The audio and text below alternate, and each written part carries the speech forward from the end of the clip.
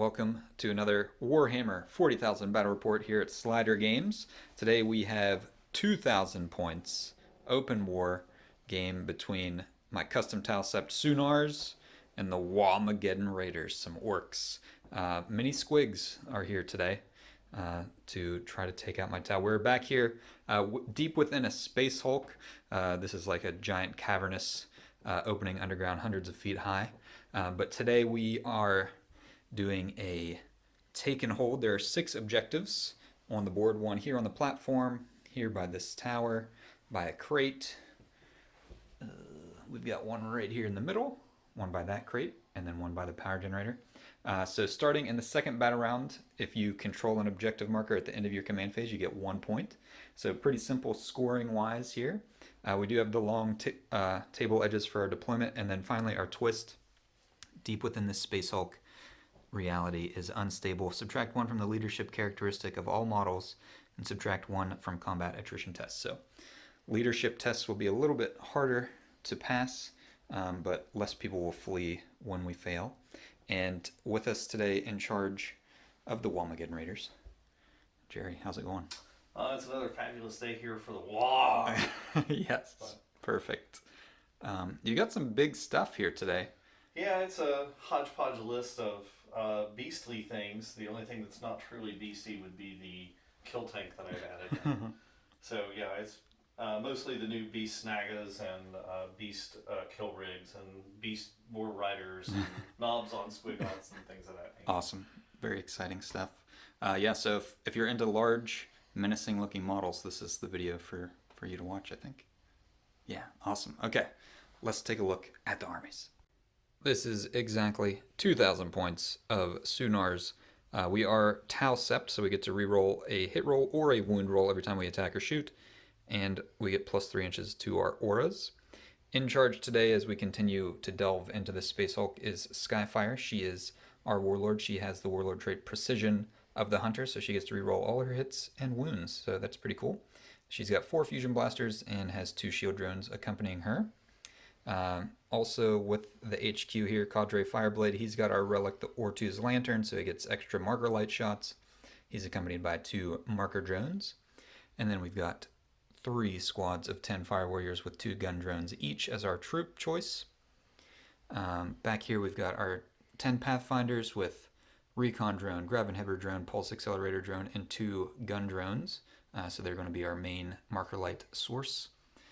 Then we've got a squad of 3 crisis suits. They have 2 fusion blasters and a missile pod each, changing up their loadout a little bit as they're deep inside this thing. They won't have the ability, I'm saying just for my own narrative purposes, we're not going to be able to do a manta strike or manta drop because we're inside of something. But they also do have shield generators, so they do have a 4-up save, 4-up invulnerable save. They're accompanied by 2 gun drones and 4 shield drones. And to their right, our left, we've got 2 stealth teams with fusion blasters on the Chazrays, burst cannons. On the other guys, they have 2 gun drones each. Behind them, a squad of 2 broadside battle suits, one with high-yield missile pod, the other with a heavy rail rifle. Both do have stabilizing optics and smart missiles, so they can move without penalty. And they have 4 shield drones accompanying them. Then back here, we've got Long Strike, aka our tank ace. Here he's got his railgun, another hammerhead with a railgun. They both have smart missiles. And then finally we have a Riptide with early warning override, target lock, and multi-tracker. So free overwatch and hits on 5s. He can, if a unit has more than 6 models, 6s explode, and he ignores light cover when firing at a unit. So that is our 2,000 points of T'au Sept. Let's look at the Orks. This is 1,997 points of Orks, the Wamageddon Raiders. Who do we have in charge here today? So we have Boss Gobsmasher Headlobber.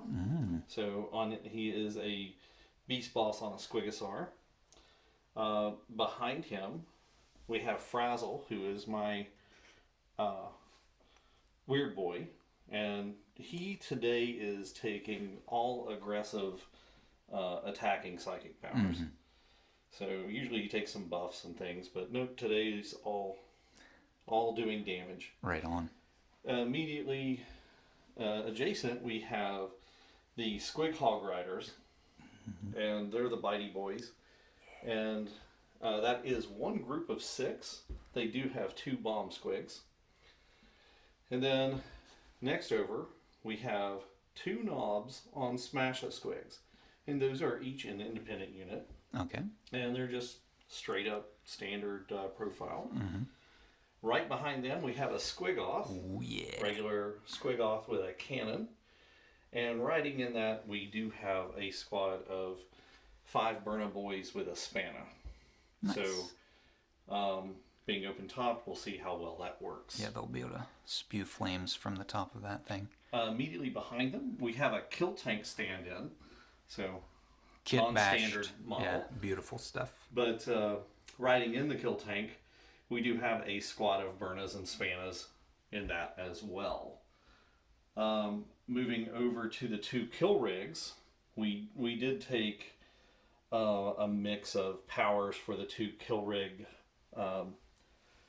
boys that are in there, so they will be augmenting and attacking with their psychic abilities. Awesome.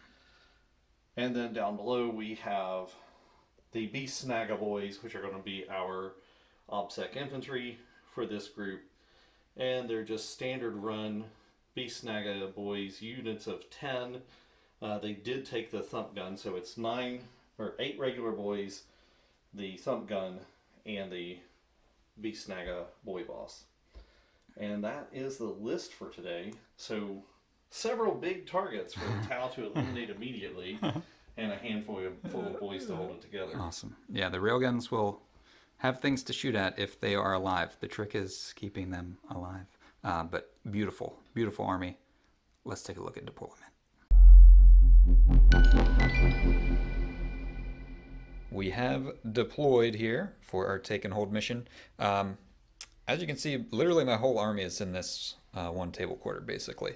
My thought process is, and my plan of action, is there's an objective here by the crate, here in the middle, and then this one. Now, this one is covered by 2 kill rigs with 10 boys in each one, but my plan is if I can secure these 3 objectives, then I can move that way eventually, rather than spreading out and being thin everywhere. We'll see if this actually pays off. I'm not 100% convinced that it's going to, but that's what I've done. So I have my 2 stealth teams forward deployed a little bit here. And then we've got 2 Fire Warrior squads and our Cadre Fireblade there in the middle with Skyfire and the Crisis team behind them and the Riptide. So these guys are pretty mobile, so they can, move around where they need to go. Both the Hammerheads are valiantly securing themselves behind line of sight blocking terrain back here, and then the Pathfinders are up on top of this. They will get a pre-game 7-inch move, so they may be able to go somewhere else if they need to. And then over here we have our last Fire Warrior team under this little staircase next to that objective, and then the 2 broadsides down here. Yeah, we'll see if this works out, if the plan goes the way I hope it does. And over here for the Orks, what do we got going on? Well, I did a traditional deployment of actually spreading my forces out against the whole length of the board. Yeah, crazy. Who would have yeah. thought to do something like that? Though I do have, quite a bit of firepower over here between 2 infantry squads and 2 kill rigs, with War Boss and a couple of knobs and a psyker on that quarter of the board. Yep. So it's not like that is weakly deployed. This also has troops inside the Squigoth and the Kill Tank, another unit of boys on the ground, and the Squig Hog Riders. And I do have 2 objectives to take here. I'm sitting on an objective one back there. that's back here.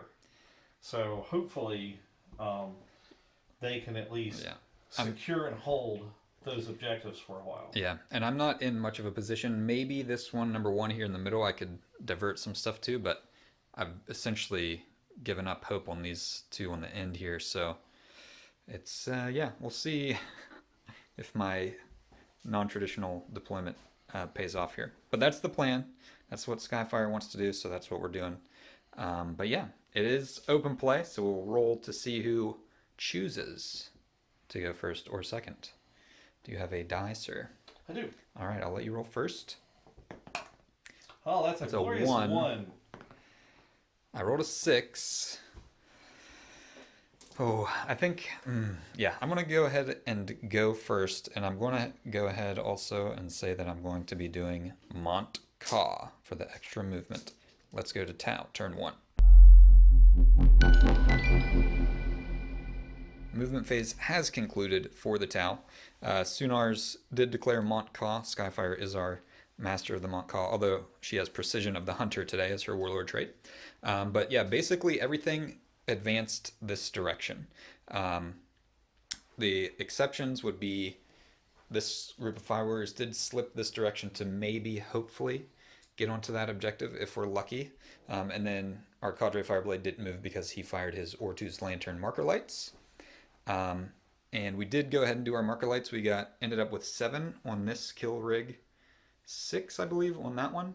And then I did fire a couple into one of, what are these guys called again? Riding Knobs Squigs? on Smash a Squigs. Knobs on Smash a Squigs. I fired 2 into there, but did not hit with either one.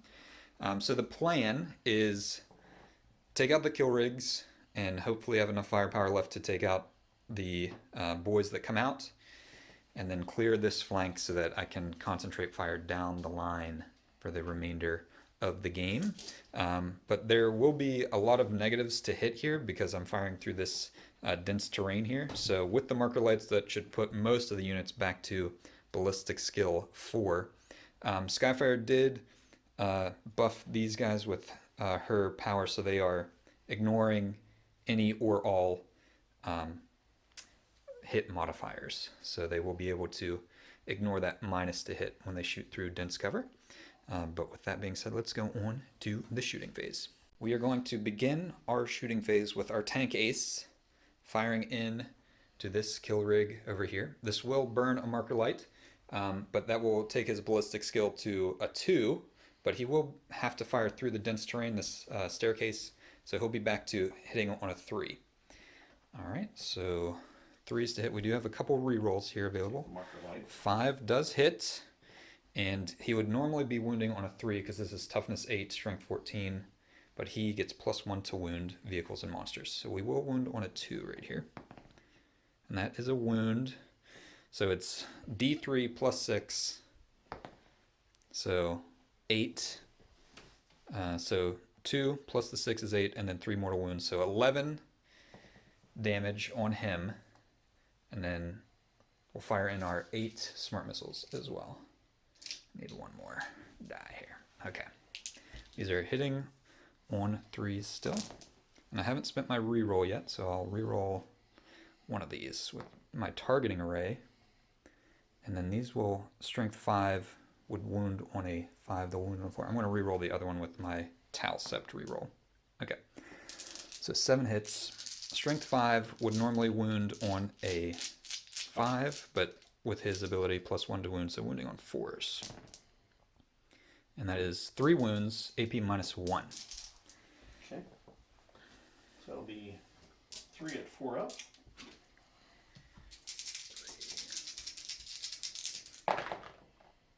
So he takes 2 more. He is still alive. Moving on to our second hammerhead. The railgun is going into the other kill rig, and all the smart missiles over here into this guy. We'll start with our rail rifle. So this is, he gets a marker light, which puts him to 3, but because of the dense terrain, back to a 4. That is a 4, so that hits. And this will wound on a 3, though, which does wound. So D3. So that is the 3. So it'll take 12 damage. Okay. And then our 8 smart missiles firing in. I'm just outside of 18 inches, so I don't get any extra AP on this for our Mont Ka, but And that used a marker light, right? that one did not use No, it. that one That's did the not. one he Okay. got from our That's tank okay. ace. So these are hitting on 4s. And I have not used my reroll yet, so I'll go ahead and reroll one of those Okay, so that's only 3. Well, he gets 2 rerolls, 1 for his targeting array, and then the T'au Sept reroll. Okay, so he got 4. But these are going to be 5s to wound. What? 1 wound, AP minus 1. And that's into this guy. Into this one? Yeah, the smart missiles were going there. So that's 4 up. We're good. Got it. Okay. Let's see what we can use to finish off these kill rigs. Moving on to the stealth team up top, I did actually spend 2 command points on focused fire against this guy, so they'll get +1 to wound. The 2 drones had to shoot at The knob on the what kind of squig? Smash a Squig. Knob on a smash a squig. I'll see if I can remember that going forward. They fired in, did no damage. I accidentally, actually not paying attention, used my reroll, so I don't have any rerolls left. And this is not the closest unit within 18 inches because they're slightly closer. So I don't get any extra AP, but we've got 12 burst cannon shots coming in, hitting on 4s, hitting on 3s. Because I can draw a line. No, I can't. Hitting on 3s. Hitting on 4s. I'm out of my mind. Hitting on 4s. All right, let's see what we got. That was 7 hits. We're going to wound on 4s because of focused fire. That is 2 wounds. No AP. Just 2. Yeah. I'd let down on that. No AP would be 3 up. We're good. That's good. All right, and then we'll fire the fusion blaster. Hitting on a 4. And... You've had your reroll. I've had my reroll. He's not close enough. Okay, so he survives again. We'll have to choose some new guns. All right, so after some debate, Skyfire is like, listen up. This is why I'm the boss. She's going to split fire 2 fusion blasters over here, 2 fusion blasters over here. So that depletes a marker light on each one, but she normally hits on a 2. -1 for the dense terrain, +1 for the marker light. And with Precision of the Hunter, she rerolls all hits and wounds. So we'll start with the yellow guy here. So hitting on 2s, rerolling that 1. All right, 1 hit. That's not what we want. Strength 8, toughness 8, so 4s. And I can reroll this, and that's a 2. I want to use a different die. Feeling... All right, it does wound. AP -4. That's a 6 up invuln. Okay. Just 1 hit. Yep. So I need that 6. And there it is. That is a 6. All right. So, you know, it's all right. We're going to kill this other one. 2 shots, hitting on 2s. Rerolling everything. Oh, gosh. Okay, we got both hits. This is wounding on 3s, though, because of the focused fire. And I will reroll the wound with Precision of the Hunter. All right, 2 wounds, 2 6-up saves. Very unlikely I'll be able to produce this. Drop the die somewhere. Nope. Okay, so it's 2d6, 4 wounds left. All right, we rolled 9. So that one does... Skyfire takes out 1 of the kill rigs. All right. So let's see what happens if it goes boom. Oh, yeah. It does go It boom. does explode. Is anything within range? Just the guys inside. Guys inside are going to see if they can everything survive. else is outside of the... Yeah, we'll roll 10 die here off camera and see if anybody lives.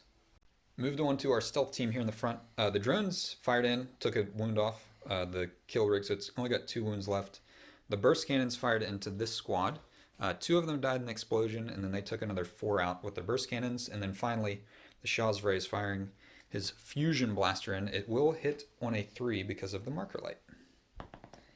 And that hits, and it's strength 8, toughness 8, so 4 to wound. It does wound. AP -4 on your kill rig. How many? Just 1. Just 1. Yep. So 6 up. up invulnerable. Can you make 2? Yep. He does make 2 6-up invulnerable saves against fusion blasters to survive. All right, let's see what we can shoot at it now. I found a gun. Cadre Fireblade. His special pulse rifle is within range, 36-inch range of that kill rig. It's strength 5, AP -2, 2 damage. It's got 2 wounds left, so he does have a chance to take it out. He hits on 3s, -1 for dense, +1 for the marker light, so a 3 again. Let's go over here. That's a 2. He'll reroll with his T'au Sept ability and miss. Okay, So much for the hero shot from the Cadre Fireblade. Let's continue. We are here with the Crisis team. They are going to do the job no one else seems to be able to do. There's 6 fusion blasters going in here, and the 3 missile pods are actually going to go into the 4 boys down there that are still alive. Starting with the fusion blasters, hitting on 4s because of the dense terrain and the marker light. They do, let's re-roll one of those with, okay, so 4 hit, and these are strength 8, toughness 8, so 4s to wound. 3 wounds, I will use my, no, I just used it. 3 wounds, AP -4, so 3 6-up saves. It can't possibly happen again. Very unlikely. No. Okay, so those are D6. So does he explode though? This, because this one does not explode. All right, so we'll pile some boys out of there and shoot some missiles. All right, we've done a significant amount of small arms fire, whittling these 2 squads. Now, one squad is gone. One squad has 2 guys left. I just fired the smart missiles from my broadsides in there. Took 1 additional one out. The only thing left to fire are the broadsides and then this 1 squad of fire warriors. But we're firing their main guns into the knobs on Squigs. The heavy rail rifle is going into the closer one. We're going to go ahead and shoot it. So these are hitting on 4s. I can reroll ones. Those both hit. Strength 9, toughness 6, so 3s to wound. And I'll use my T'au reroll. So they both wound. So their AP minus, he has a 6-up feel no pain. Or a 6-up save, yeah, invulnerable. There we go. Trying to say words. So 2 6s. 1 6. 1 6. Okay, so he takes 2 mortal wounds for the 2 wounds that go through, and then it'll be D3 plus 3. So that is 4 plus the 2. Which is enough to... So he will just get him. Okay, Yeah. so that one is gone. Yep. And then we'll fire our 8 high-yield missile pod shots. Grab some more dice into the other one. And these hit on 4s again. And I have spent my reroll, but I do get to reroll 1s for the commander. Okay, so that was good. And these wound toughness 6, strength 7 on the missile pod. So that is 5 wounds at AP -2, so invulnerable save again, I believe. 5 invulnerable saves. So 5 at 6. Yes. None. Okay, that'll be 10 damage. Yeah. So he well gone. falls as well. Okay, that's pretty much it. We've got, I don't even know if they can see anything. We'll check and see if they can fire. But that brings us to most of the conclusion of the shooting phase. We've got 2 little guys down here. And yeah, okay. It was slow going at first, but we cleared most of this flank. That's what we set out to do. 50% of my points, actually. All right, it just took my whole army to do it. But I'll take it. I'm not complaining. Let's see what's next in the orc turn. Movement and psychic phase actually have concluded for the orcs. They've consolidated their forces towards these objectives. So they're sitting on the one back here with the boys. The tank advanced, and so did the Squig Riders. They advanced up here. They're both on this objective. And then Squigoth is up here. He is within 3 of that objective number 1. So they have 3 objectives currently under their control. Nothing in the psychic phase, just didn't want to risk periling, and there wasn't a lot to boost going forward. So we're going to go to some shooting with the Burnas and the Squigoth firing at this squad, and then the cannon on the Squigoth firing into the Riptide. All right, do you know which one you want to do Yeah, first? let's go ahead and do the Burnas. Okay. So that is going to be... Mini auto-hitting. Yeah.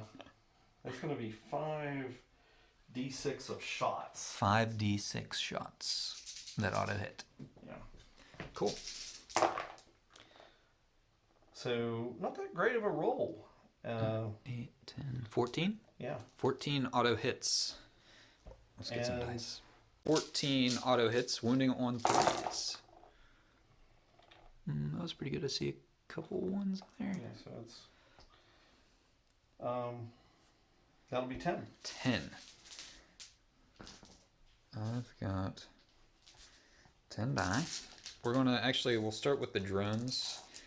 Is there any AP on these? They are at straight up. Okay, so 2 4s on the drones. They survive. Drones. 1 is dead. 2 drones are dead, and then 5 saves on the guys themselves, 4-ups. So 2 guys and 2 drones are destroyed. And then your big cannon firing into the Riptide. Yes. And that is hitting on a miracle, I believe. Let's see. So yeah, that is hitting on a 5. Hitting on a 5. And that is, let's see. What is its toughness? Toughness 7. Yeah, so it's just going to be a single shot. Okay. Nope. That does not hit. Okay. Though there's nothing to really prevent me from command. Yeah, you could reroll it. That, so let's just go ahead and reroll that. Okay. And for 5, Ha! still no Still good. 1. Okay, so we lost a couple fire warriors and a couple drones. Let's see if there's anything else to shoot. Down to 3 fire warriors left in this squad. After the Burnas, we had some guys throwing spears and 2 bomb squigs went in. So down to 3 fire warriors left, but now we're going to the big boy. So the kill cannon is going to be shooting the Giga Shooter, because that's the configuration I'm taking with this one. And that is 30 shots, flat 30 shots. And I am hitting on 6s because yeah. I'm shooting. Firing at the stealth team up top. Yeah. So we will see if I have more than 3 hits. Alright, let's count those up. 9 wounds coming through, wounding on 3s. Well, that was terrible on wounds. That's 4 wounds. 4 wounds. -2. -2. So they have a 3-up save. They get +2 to their armor save in cover. So 3 3s, but they are 2 damage each, right? Yes. Oh, let me take these on the drones first. So they don't -2, so these are 6s on the drones. 2 dead drones, and then 2 3s. Okay, the stealth team survives. The drones are gone. All right, and then added into that, I do have the twin big shooters that are on here that are going to be shooting at the same unit, so we'll get that squared away at the same time. And I will be throwing a total of 6 dice. 6 dice hitting on 6s. Because you're out of 18 inches. Mm-hmm. So.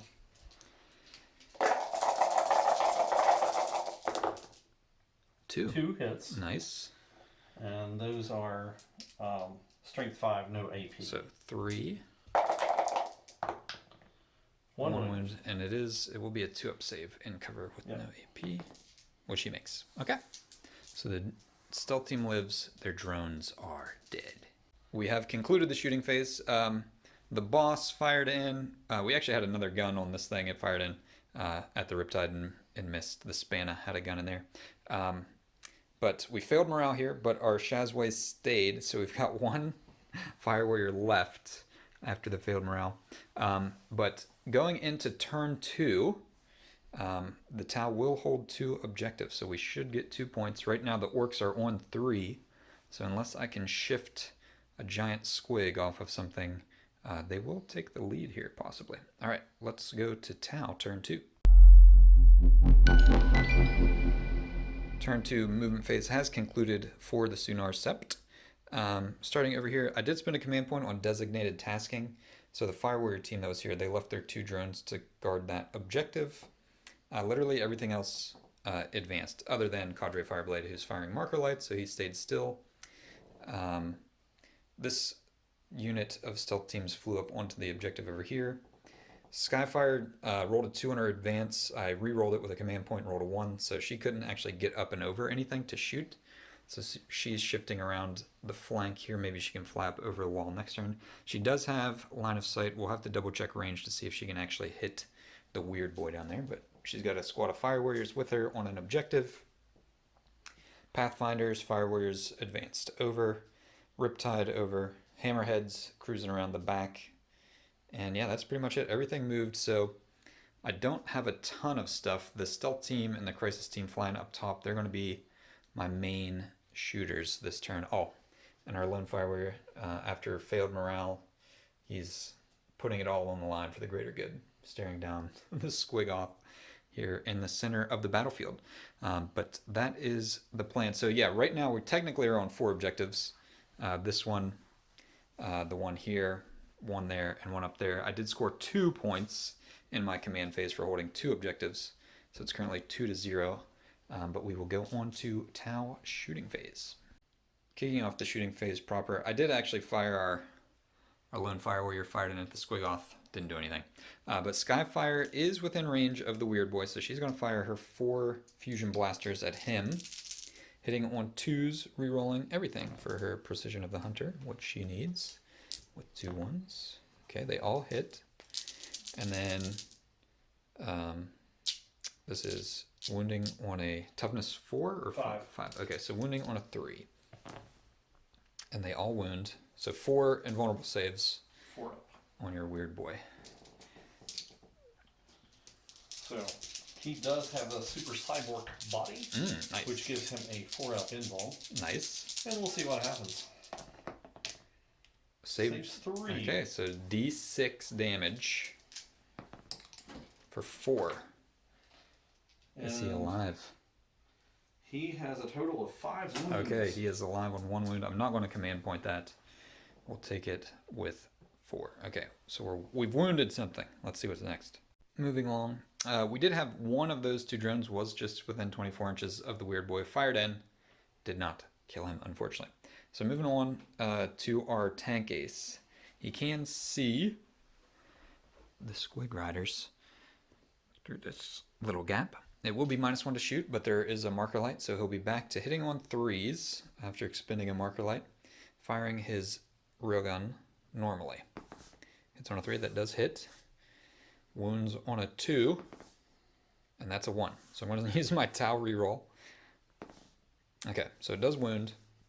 So it'll kill 2. 3 for the mortal wounds. 1 for the mortal wounds, which is a flat 3, and then minimum 7 damage from the main part of the gun. So he takes out 2, and then he's got 8 smart missiles that are going to fire into the squig off here off camera. Our smart missiles actually did 2 damage to the squig off, but as the mist of blood settles after the railgun blew those guys up, our Riptide is firing in, everything going into these guys. So we'll start with his big burst cannon here, hitting on 4s, +1 for the marker light, but -1 for shooting through the terrain. And let's see. Do I want to spend? I want to save my reroll for the wound roll because I have a better chance on it. Because these are, well, what's their toughness actually?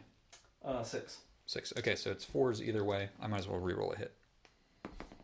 Okay, got an extra hit. Okay, so 4s to wound, strength 6, toughness 6, and 4. That is 5 wounds at AP -2. So 6 up and vulnerable. Save 1. They are 2 damage each. So that, did they reduce damage? No. Okay, so that'll take out 2 more. 2 and 2 kills him. Yeah. And then 2 and 2 kills 1 more. Okay, and then we've got 8 smart missiles coming in to these guys. Hitting on 4s. I've spent my reroll. That was good. And wounding on 5s. 1 wound. AP -1. No. No. Okay, so 1 more damage goes through. But we are running out of guns here. We have concluded T'au turn 2, and things are looking grim for the Orks. The crisis team took out the squig off. We've got 2 wounds left. 2 command points were spent to save him and morale, so he will stick around. Otherwise, he could have only passed on a 1. So all that's left, we've got the 6-man Burna squad, a squig rider with 2 wounds, the boss, the weird boy is alive on 1 wound, squad back here, and this. Now, because I moved him up, he is objective secured, so he does deny the Orks that objective. So it will be 2-2 at the end of the Orc command phase, but we'll see what they can muster going forward. Movement phase has concluded for the Orcs. The Warlord swung over here, seeing Skyfire isolated, looking for a charge. Did declare a WOG, so advancing and charging is a thing. Over here, the Burners got out and shifted up a little bit, so a few of them are in range of some of the stuff up top. Tank moved forward. These guys stayed still after their disembarkation last time, and then these guys are back here camping an objective. But we're starting off the shooting with the tank firing into the crisis team up top. So it is 30 shots. He's within half range, so he hits on 4s here. Let's see what we got. So we had 11 wounds get through. We're going to start saving on the shield drones. We have 2 wounds each. It's -2 AP, so we're going to go to their 4-up invulnerable save. So that is 1 dead shield drone. A wound on the shield drone. Still alive shield drone. Dead shield drone. And then we've got 3 more left to save. We'll try 2 6-ups on the gun drones. They're dead. And then a 4-up save on one of the suits, which it passes. So all the drones are gone. The suits themselves are not damaged yet. And then other guns on this thing? Yeah, so I declared everything on this was going to that unit. Yep. So the Scorches I'll do last. I'm going to do the twin big shooters, Okay. which is 10 shots. Nice. And they are hitting on 5s. 5s. So not that great. 3 hits. 3 hits. Strength 5. So wounds on 4s. 2 wounds. 2 wounds. No mods. Okay, so no mods, so these will be 2-up saves because they're 3-up armor save and cover. And they both pass. And lastly, we will have the Barnas, is that what they have left? yeah, I gotta see how many there's Scorches on Scorches, there we go. here. Gotta see how many's actually on the tank. Apologies. No, you're good? Just 1. Okay. So D6 shots. D6 auto hits for 3. And they are at strength 5 -1 AP. So 4s to wound, 2 wounds. 2 wounds -1. So 3-up save and cover. They make them both. Okay, so the suits are alive. We have concluded the shooting phase. Bunch of things fired up. Ended up clearing the last 2 shield drones and killed 1 of these guys. A stealth suit took a damage from some burners down here. And then, okay, these guys charge. We're in the charge phase. These guys charge in. Oh, couldn't fail. Got in. They actually rolled a 3. Then our guy here, even with his reroll, failed the 7-inch charge into the Fire Warriors. But swinging around, the big time thing. We've got the 2 warlords facing off. Oh, he also shot and actually cleared both of her drones. So it's just her with no drones versus him. He's got a 7-inch charge to make. He also did get buffed. I don't think we mentioned this in the psychic phase. The Fist of Gork, is that what it's called? And it was an 11 plus on the psychic test roll. So +3 to strength, +3 to attacks. And he needs a 7 rerollable charge into Skyfire. However, I did spend a command point. I am going to fire Overwatch. 4 shots. Need 6s. Rerolling everything for Skyfire because of her Warlord trait. That's no 6s. Rerolling. That's still no 6s. Okay, so she fires wildly. He ducks, dives, dodges, all that fun stuff. Needs a 7-inch to get in. Through a spray of dust and slobber, let's see what we get.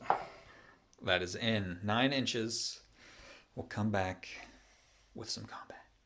The boss is in. He's got 10 attacks for just himself going into Skyfire, hitting on 2s. So let's see what we get.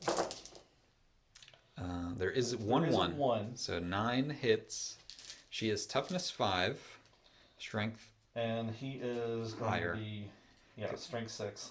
but he's +3 strength because of the psychic power, right? Yeah. Okay, so it's he's still gonna be strength threes. 9. Yeah. Yeah, still 3s to wound either way. Okay. Okay, So it looks like I'm gonna say that one's cocked. Okay. There we All go. right, very nice. So 2 drops, so 7 wounds, AP minus midi. Those are at AP -2, and they'll do 2 each. AP minus 2. Okay, so you're saying there's a chance here. We've got 7 wounds to make at 5 up.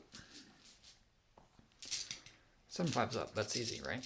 I only need to make 5 of these to survive. I don't make 5. In fact, I only make 2.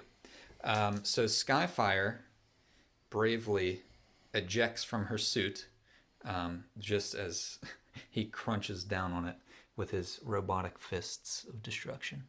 Skyfire has fled the field for safety.